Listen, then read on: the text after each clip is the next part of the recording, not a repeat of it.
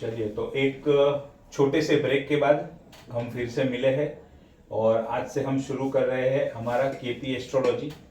Parashari astrology already हमने complete किया। अब सबसे पहले शुरुआत ये करते हैं कि Parashari astrology and KP astrology के बीच में डिफरेंस क्या है। तो Parashari astrology has Chitra Paksha ayanamsa and KP astrology has KP ayanamsa. अब व्हाट इज ऐनांसा, फिर वो सवाल आएगा।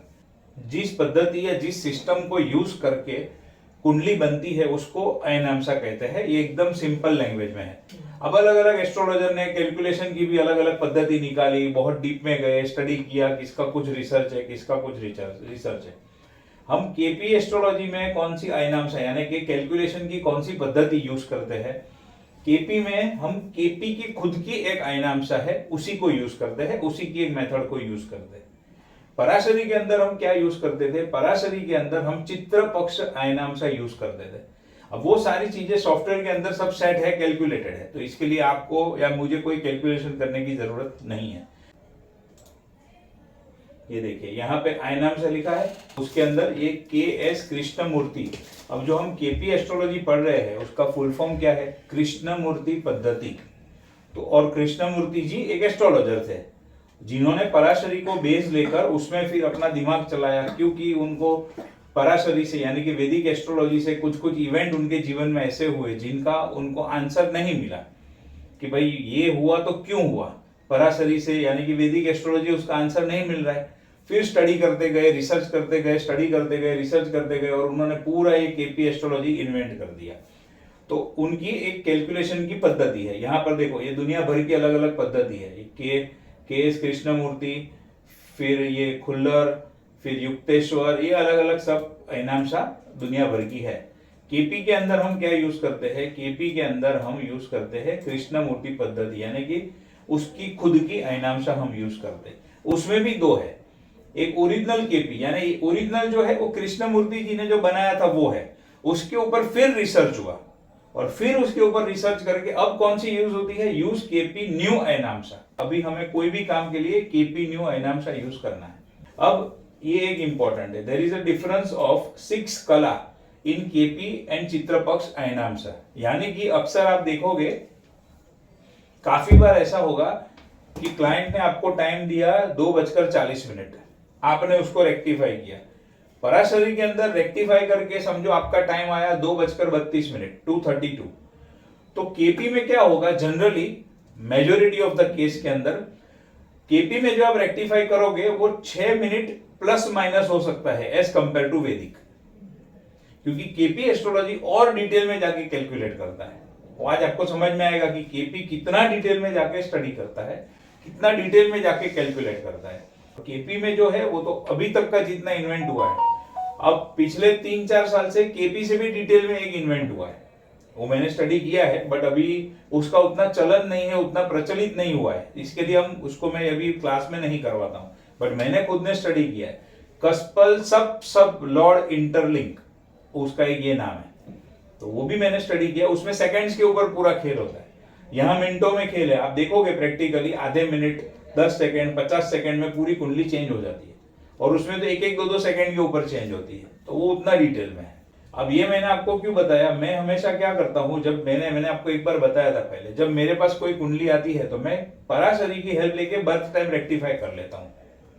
वो रेक्टिफाई कर लिया, उसका जो रेक्टिफाई किया हुआ टाइम आता है वो केपी में डालता हूं और फिर वापस क्वेश्चन आंसर टैली कर लेता हूं। तो उसके आजू बाजू में 1-2 मिनट, 4-5 मिनट, बट मैक्सिमम मैंने देखा है अभी तक जो पराशरी से रेक्टिफाई करके जो टाइम आता है और केपी में जो रेक्टिफाई करते हैं उसमें 5 से 6 मिनट का डिफरेंस मिल जाता है। कभी 1 मिनट, कभी 2, कभी मैक्सिमम 6-7 मिनट का डिफरेंस मिलता है। देखो टाइम कौन सा लेने का, अगर वापस इवेंट निकालने के लिए केपी पराशरी में पराशरी का टाइम रखो, सेम कुंडली तो सेव कर दी है, केपी में केपी का टाइम रखो। इसके लिए मैं जो मेरी ये बुक है उसके अंदर मैं क्या करता हूँ कि भाई केपी से रेक्टिफाई करके ये टाइम आया, पराशरी से रेक्टिफाई करके ये टाइम आया, मैं उतना नोट करके रख लेता हूँ, क्योंकि दोनों का कैलकुलेशन पद्धति अलग है। तो उसके ये जो 6 कला का डिफरेंस है उसकी वजह से टाइम में फर्क हो रहा है। बाकी हमने तो क्लाइंट का नेचर, मदर का नेचर, सारी चीजें मैच कर ली है, तो उससे हमें कोई फर्क नहीं पड़ता है। फिर बोले 232 इसमें दिखाए और 230 या 234 उसमें दिखाए, कुछ फर्क नहीं पड़ता है, हमें तो इवेंट से मतलब है, उसमें थोड़ा फर्क पड़ेगा। अभी देखो कल का ही एग्जांपल, कल मेरे पास केपी एस्ट्रोलॉजी सीखने के लिए एक कुंडली एक इंक्वायरी आई थी, यहाँ पर आके मुझे मिलके गए, तो उसका यहाँ पर आप टाइम देखोगे 1541 है एज पर पराशरी 1541, और वही कुंडली को मैंने रेक्टिफाई किया 1535 50 सेकेंड, 6 मिनट का फर्क आया, उधर 1541 इधर 35, अप्रॉक्स इतना फर्क आ जाएगा। हर एक में आएगा ऐसा नहीं, इसमें 2 मिनट आएगा, किसमें 3 मिनट आएगा, बट उससे मेरा कोई प्रिडिक्शन गलत नहीं हो रहा है। ऊपर से क्या हुआ, मैंने केपी से रेक्टिफाई करने के बाद फिर से उसको जो क्वेश्चन पूछे वो और सटीकता से मैच हो गए। एक एग्जांपल आपको बताता हूं, यहां पर अगर ये व्यक्ति का नेचर आपको अगर बताना हो तो ये व्यक्ति का नेचर आप कैसा कहोगे, बोलो चलो।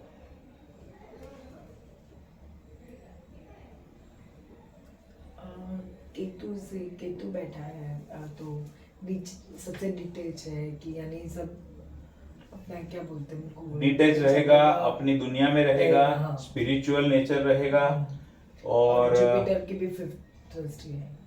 हाँ, जुपिटर की दृष्टि है, तो helpful nature, helpful religious nature, ठीक है। इसमें कहीं पर भी आप इमोशनल बोलोगे, मून का आपने इमोशनल नेचर कब होगा, या तो मून फर्स्ट हाउस में बैठा हो, या तो मून खुद फर्स्ट हाउस का लॉर्ड हो, अच्छा, या फिर मून फर्स्ट हाउस को या फर्स्ट हाउस लॉर्ड को देख रहा हो, या फिर मून फर्स्ट हाउस लॉर्ड के साथ में कंजंक्शन में हो।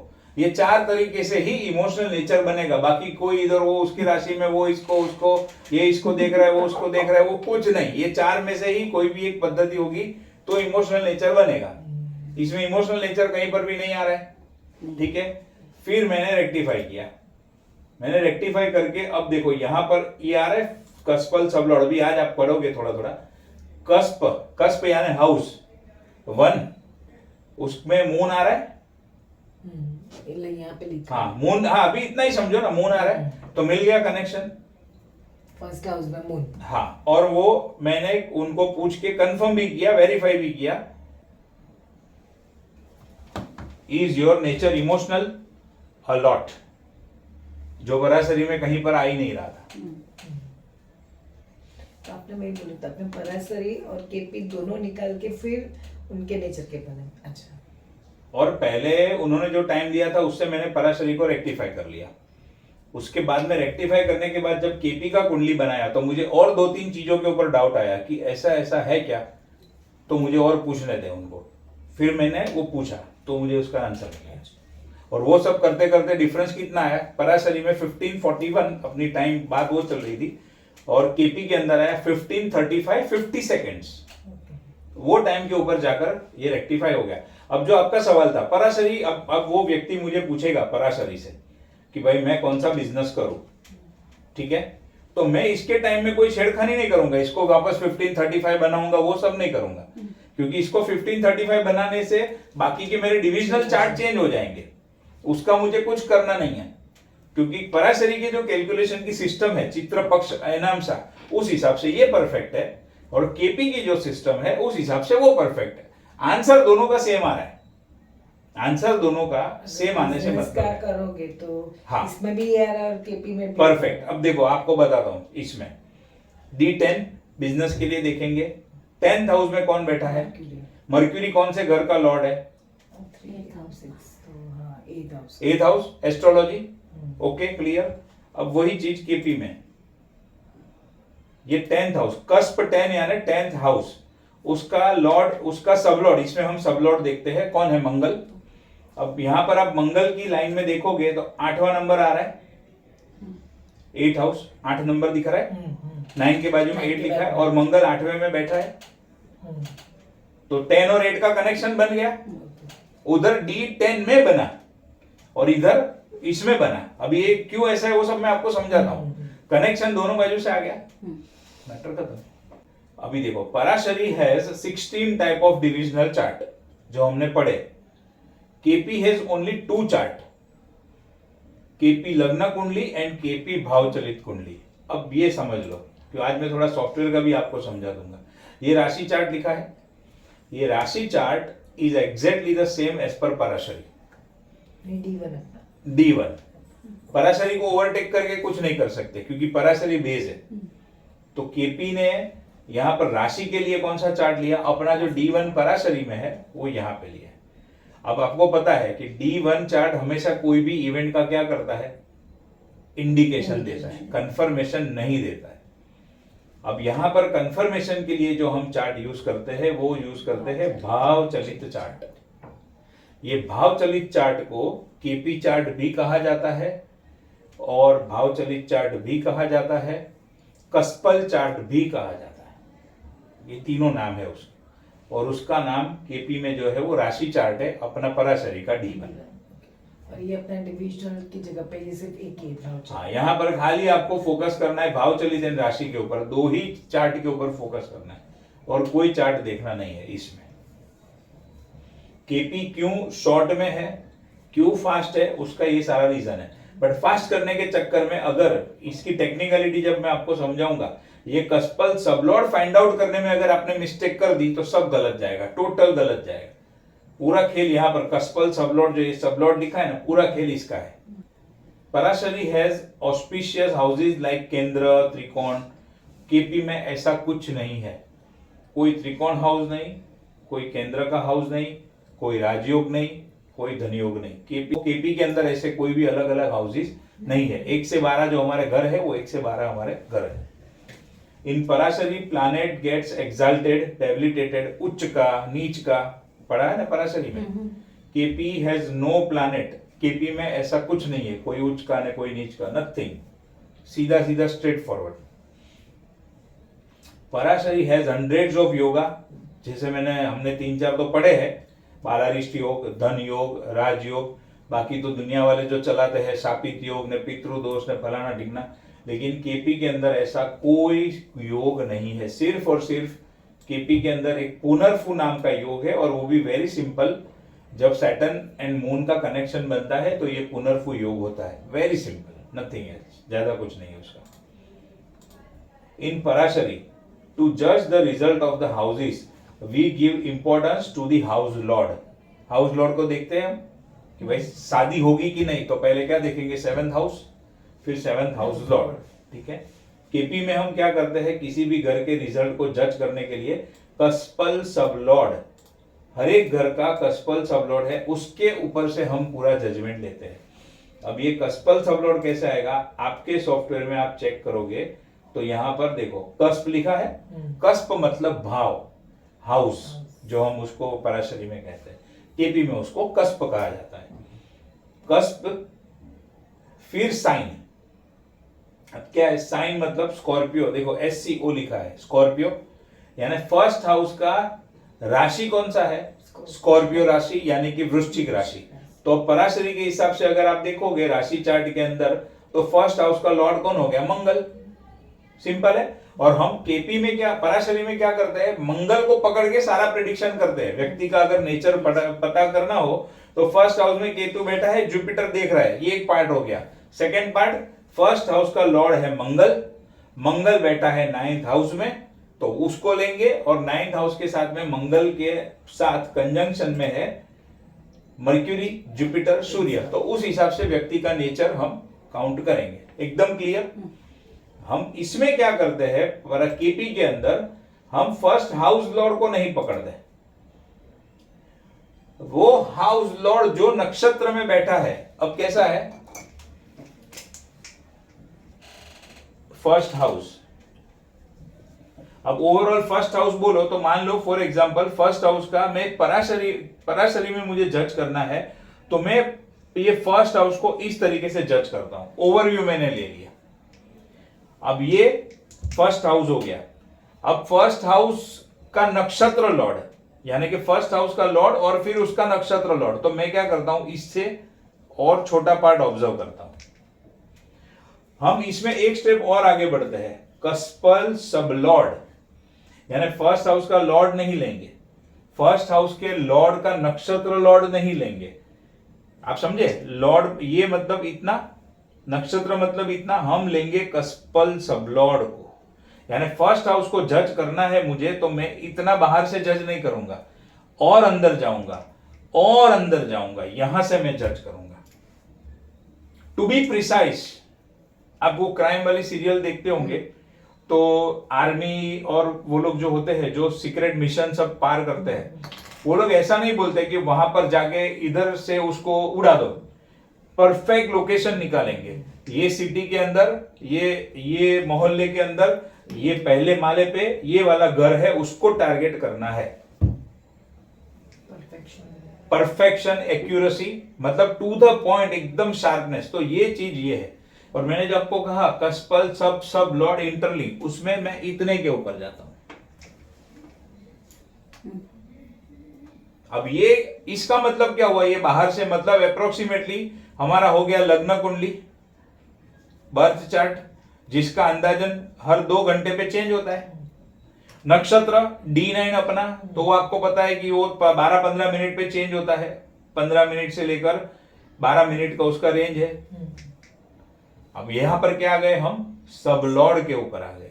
सब लॉर्ड यानी अप्रोक्स, अभी मून है ये तो 1-2 मिनट में चेंज हो जाता है, पर ऑन एन एवरेज पकड़ो 3 से 4 मिनट। तो कितना डिटेल में चले गए, कहां पर 2 घंटा यानी 120 मिनट्स, कहां पर 12 to 15 मिनट्स, और कहां पर 3 to 4 मिनट्स।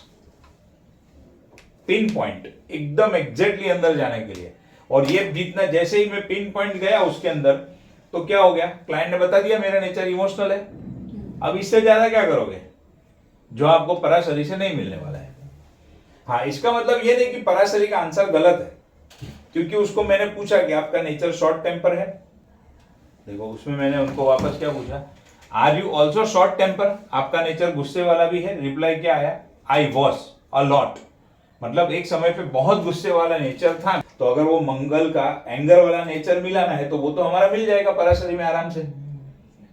बट आप समझे, खाली जिसको पराशरी आता है वो गुस्से वाला नेचर करके अटक जाएगा, इमोशनल कभी नहीं बता पाएगा। एक तरीके से सिर्फ बता सकता है, फर्स्ट हाउस का लॉर्ड जो मंगल है, वो जो राशि में बैठा है वो वाटर एलिमेंट की राशि है। 4-8 बार वाटर एलिमेंट की राशि है। तो एलिमेंट से आप बता सकते हो कि नेचर इमोशनल होगा। आया बात समझ में? अब यहां से ये चीज टैली हो गई और वहां से वो चीज टैली हो गई। और वो भी मैंने कैसे पकड़ा, केपी से पकड़ा कि इमोशनल नेचर होगा, और उसने कंफर्म कर दिया आंसर। अब यहाँ पे मैं क्रॉस वेरीफाई करता हूं तो मंगल ये राशि में है। हो सकता है कि मंगल वाटर एलिमेंट की साइन में ना भी हो कोई दूसरी कुंडली में, फिर भी केपी ने कंफर्म किया तो वो फाइनल है। आई बात समझ में? तो ये फर्क क्यों आया ये मैंने आपको समझाया। हम इसमें जो उसका नेचर का एनालिसिस करते हैं वो 2 घंटे के आधार पर यानी D1 के आधार पर करते हैं, नक्षत्र में और डिटेल में, और ये 3 to 4 मिनट्स यानी और डिटेल के अंदर। पराशरी गिव्स इंपॉर्टेंस टू भाव मध्य बिंदु, यानी पराशरी में जो हाउसेस का कैलकुलेशन होता है उसके कैलकुलेशन में वो लोग कौन से घर का सेंटर पॉइंट क्या है वो कैलकुलेट करके फिर बाकी का कैलकुलेशन करते हैं। केपी के अंदर जो होता है वो होता है भाव आरंभ बिंदु, यानी कि हाउस कौन सी डिग्री पे हाउस शुरू हुआ, उससे वो लोग फिर बाकी का कैलकुलेशन करते हैं। यानी कि 12 के 12 हाउसेस का पराशरी में क्या है, 12 के 12 हाउसेस जो है उसका वो लोग सेंटर पॉइंट पकड़ लेते हैं, फिर हर एक के लिए एक ही सरी का। केपी क्या करता है, हर एक घर 1 से लेकर 12 जितने भी घर है उसका स्टार्टिंग पॉइंट क्या है, उससे फिर पूरा कैलकुलेशन की शुरुआत करता है। ये हमारा जो जोडियक है वो 360 डिग्री में बटा हुआ है, ठीक है। अब केपी जो यूज करता है वो प्लेसिडस हाउस सिस्टम को यूज करता है। मतलब जिस समय पे लग्न में, हम क्या बोलते हैं लग्न में पराशरी में, कि जन्म के समय पे पूर्व दिशा में जो राशि उदित हो रही थी वो लग्न बनेगा, ठीक है।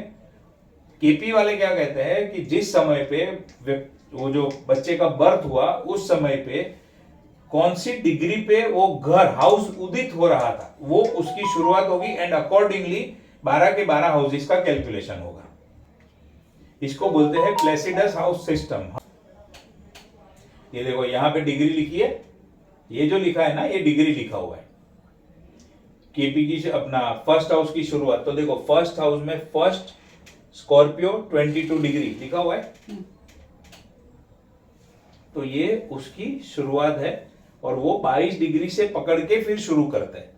पराशरी क्या करता है, वृश्चिक राशि है तो 0 से 30 पूरा वृश्चिक राशि में आ गया, फर्स्ट हाउस में, मैटर खत्म हो गया। फिर अगर सेकेंड हाउस है तो उसके अंदर धनु राशि आएगी, वापस शुरुआत कहां से होगा, 0 से लेकर 30 बोलो या फिर 31 से 60, बस।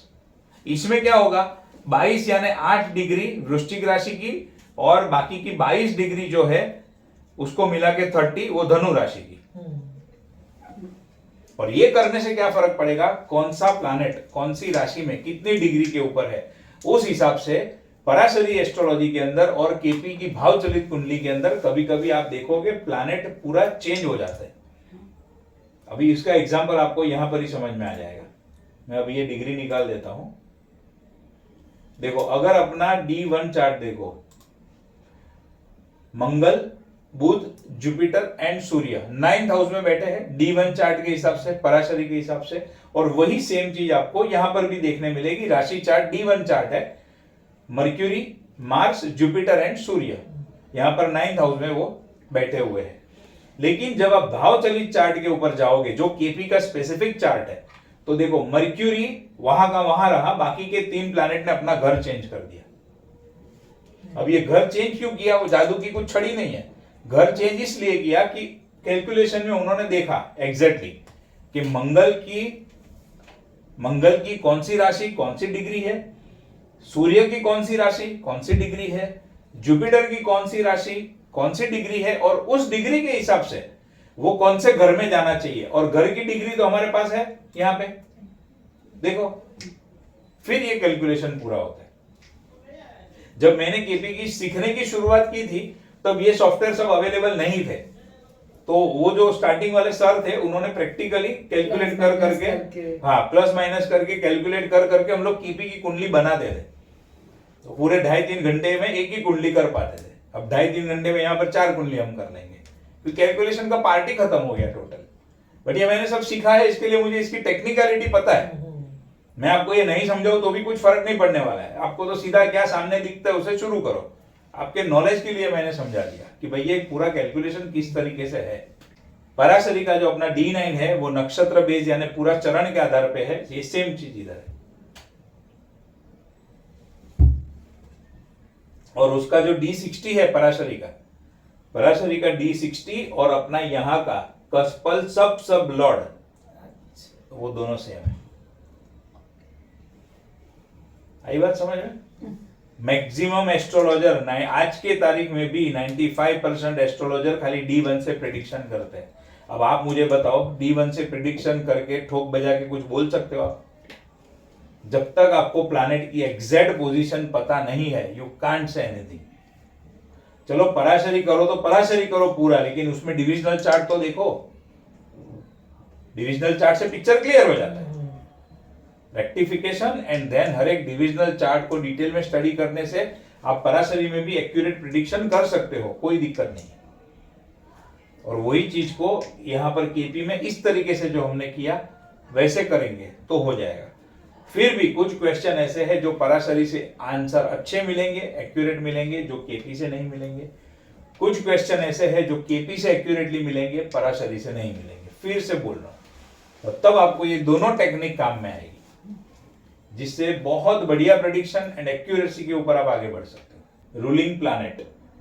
Ruling planets are not important in Parashari. पूरा पराशरी पढ़ लिया, रूलिंग प्लैनेट नाम तो कोई शब्द आया ही नहीं, क्योंकि वहां पर वो कोई चीज का लेना देना है ही नहीं पराशरी में। लेकिन केपी एस्ट्रोलॉजी में ruling planet are the most important, सबसे इंपॉर्टेंट कॉन्सेप्ट है ये केपी का।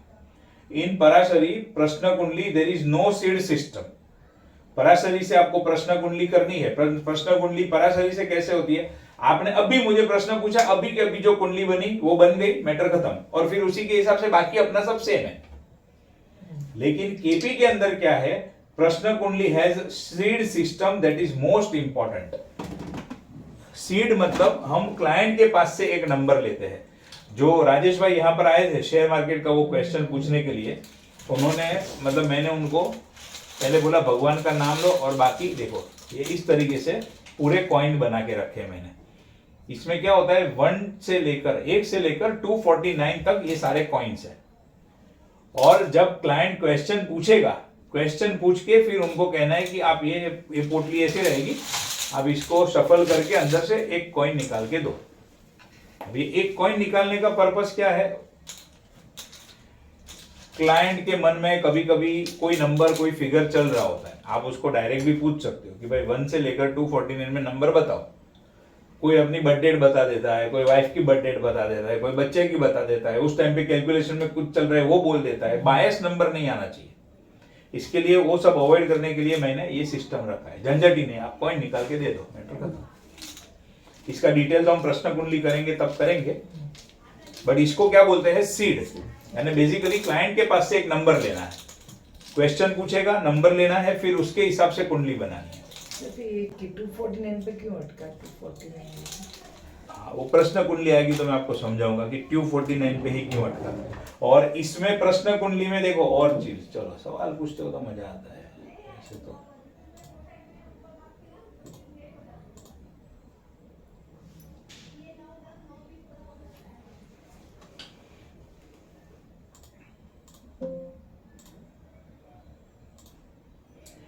ये देखो हॉररी क्वेश्चन रेंज केपी में 1 to 249 है, बराबर है।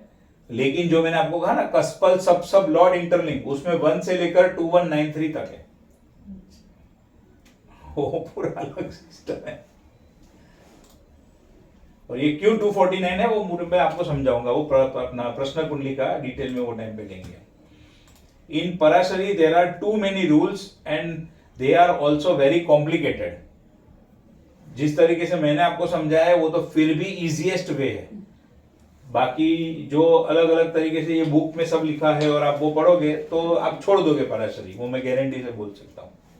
इन KP rules are very few and they are also very simple, एकदम सिंपल रूल है। और रूल्स पहले तो रूल्स कम है और जो है वो एकदम सिंपल है।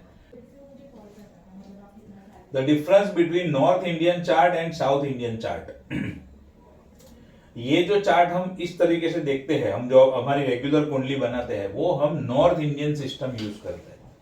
उसी तरीके से साउथ इंडियन पद्धति से भी कुंडली बनती है। हमारे कंट्री में साउथ साइड में जाओगे आप, वो लोग ऐसी कुंडली यूज नहीं करते, कॉन्सेप्ट सेम ही होता है लेकिन कुंडली बनाने का पद्धति अलग है। In north Indian chart houses are fixed in the kundli but rashi keeps on changing as per lagna. आया समझ में? फर्स्ट हाउस हम जिसको गिनते हैं वो फर्स्ट हाउस ही रहेगा, उसमें कर्क राशि आ सकती है, वृश्चिक राशि आ सकती है, धनु राशि आ सकती है, डिपेंडिंग लग्न कौन सा है। जबकि साउथ इंडियन वाले क्या करते हैं, साउथ इंडियन चार्ट में राशि is fixed but house keeps on changing. ये अपने नॉलेज के लिए है, हमें साउथ इंडियन को यूज करना नहीं है। In north Indian chart rashi and houses are anti clockwise. In south Indian chart houses and rashi are clockwise. हम ऐसे शुरू करते हैं ना, ऐसे शुरू करके फिर ऐसे जाते हैं, वो लोग ऐसे जाते हैं। In south Indian chart in the rashi where ascendant is mention it is the first house और लग्न ऑफ द पर्सन। इसमें आपको खाली मैं दिखा देता हूं।